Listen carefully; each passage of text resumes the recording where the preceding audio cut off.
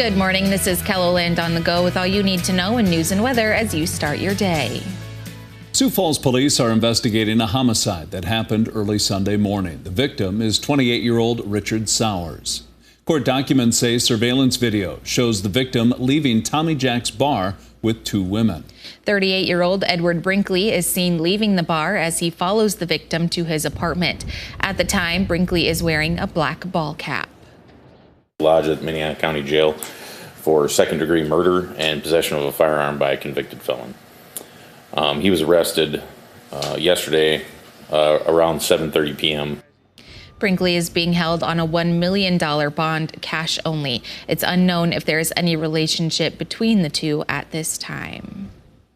Sioux Falls police are also investigating an armed robbery. Two people in Mass walked into a convenience store on North Minnesota Avenue just before 5 o'clock Tuesday morning.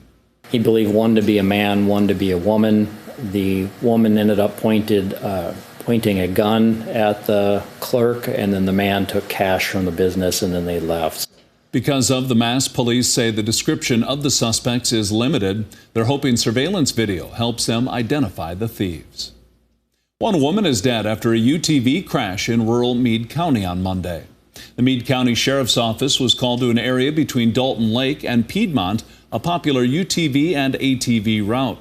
Authorities say a UTV left the road and hit a tree. A female passenger was found dead when emergency services got there. The driver was taken to a nearby hospital. This crash remains under investigation by the South Dakota Highway Patrol. Now let's get a check of our weather with meteorologist Scott Munt. The cool-off starting out there for a majority of KELOLAND, Scott. Yeah, it looks like a cold day today. Temperatures probably in the 30s for highs, or maybe a couple of us stuck in the 20s in northeastern South Dakota today, even though we'll have mostly sunny to partly cloudy skies. It will be a different story in western South Dakota. Rapid City will warm to 50 today. We are looking at a quick bump up in those temperatures for tomorrow, and then that's it. We'll watch a storm system come in just in time for the weekend. And Brian will have more details on your forecast coming up. Thank you, Scott. The South Dakota Supreme Court is hearing a number of cases this week on the campus of Northern State University. One of those cases involves Dr. Todd Wieland, who sued a highway patrolman after being injured in an accident when the two collided along Highway 42 near Humboldt nearly 7 years ago. A lower court awarded the doctor $18,000, but his attorney is appealing that decision. That verdict was like about 1/3 or a little less than 1/3 of Dr. Wieland's total medical bills.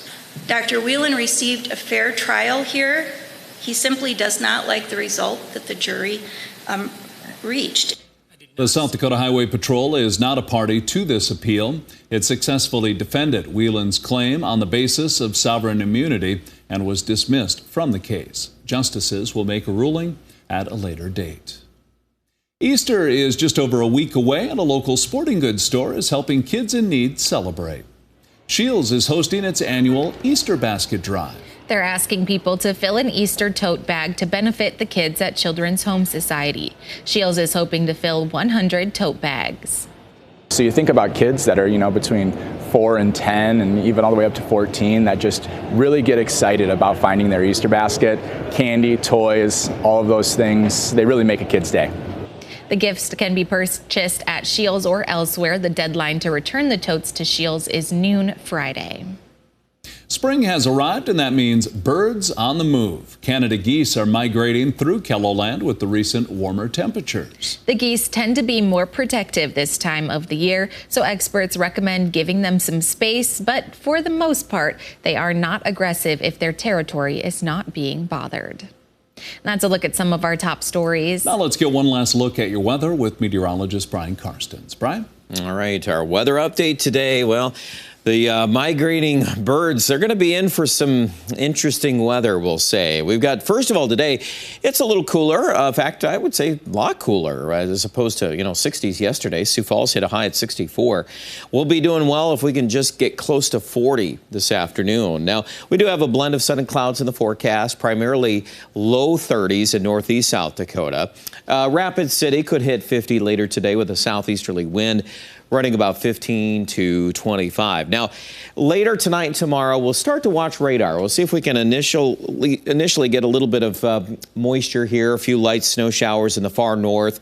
I still think a lot of that is going to hold off until later tomorrow afternoon or tomorrow night. It's going to take a little while to saturate that. And in fact, you can see that pointed out on Futurecast. I'll back out of the way. Notice a couple things about the temperatures.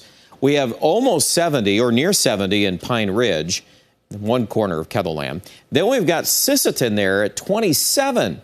So a big spread on temperatures. And I always caution folks when I see something like this because there's some volatility in tomorrow's forecast already. We have Sioux Falls kind of sandwiched there in the middle to upper 40s. It's possible we may have to ratchet up to 50. Given our trends on some of these days we've had lately. But then I also want to throw out another little interesting tidbit. See that band of blue there around Aberdeen? That could easily be a nice swath of accumulating snow Thursday night and early Friday morning. Whether or not we get advisories for that, that's still maybe a little more questionable. But even for Sioux Falls, look at this. I put this out yesterday, too, a little line there of some snow possible Thursday night. There is a scenario that's now growing a little bit that might produce a little streak of some precipitation in Sioux Falls Thursday night and early Friday. Could be rain, could be snow. So I'm just going to put that out there, too, on top of everything else, which, of course, we have to backtrack into the weekend. One thing about this map, and I do want to make a clarification here as I update the data here this morning on this. Again, it shows us kind of some indicators of snowfall to the north of Sioux Falls. Do you see that? That area purple and blue? Well, we don't know yet exactly where that's going to go, but we do feel pretty confident that we're going to have a heavy swath of snow across portions of South Dakota, portions of North Dakota, and parts of Minnesota. Very likely that that will occur. It's just now a matter of timing and getting into all these conversations about rain and snow. There's that first system again for Thursday night and early Friday. So we'll kind of acknowledge that. Let that kind of swing by and open the door to a little quieter forecast on Friday. Saturday is kind of a recharge day where we're priming the atmosphere. We're going to start to bring in some moisture, kind of overrun some of that colder air at the surface. That can break loose some pockets of snow here in the Saturday forecast. Then the conveyor belt gets going Sunday. Everything is pointing towards Sunday being a ramp-up day as we bring in areas of snow, a mix, and rain, and it's all kind of laid out there across the midsection of the country. We're smack dab in the middle of that. There'll be heavy snow in the region and parts of the area Sunday night into Monday, and we've noticed, too, that everything is slowing down, and that's typical, too. For March systems, when they come out stronger, 9 times out of 10, they'll slow down, and that's exactly what we're seeing. So we're going to pick up some good moisture. Our plants, our yards, the farmers need the moisture in the deeper part of the soil profile. This is going to be a really good system for that. It's just the logistics of, dealing with snow and wind and cold. All of those things we'll have to hammer out in the days ahead. Well, let's finish things up here, shall we? Our 7-day forecast. Say goodbye to all those warm numbers. If we can sneak back tomorrow into the 40s and low 50s, that's great. I do have the Aberdeen 7-day up here first, and look at those numbers next week. 20s for highs. Some of our modeling is even keeping us in the teens for high temperatures. So it's significantly colder. There's the Sioux Falls forecast too. 30s, eventually 20s. Really, at this point, it depends on how much snow we have on the ground. Yep, we've got to deal with that, too. Now, let's go to Pierre and Rapid City. Same idea. Falling temperatures, and pretty likely that we are going to pick up that snowfall. I will caution you for the Black Hills in the far west. The amount of moisture is less in your direction. You'll get some of this, but the main brunt of the storm is still positioned to be farther east. We still have time, though. We're still watching all of that. So stay up to date and catch all of our latest updates here online at kettleland.com.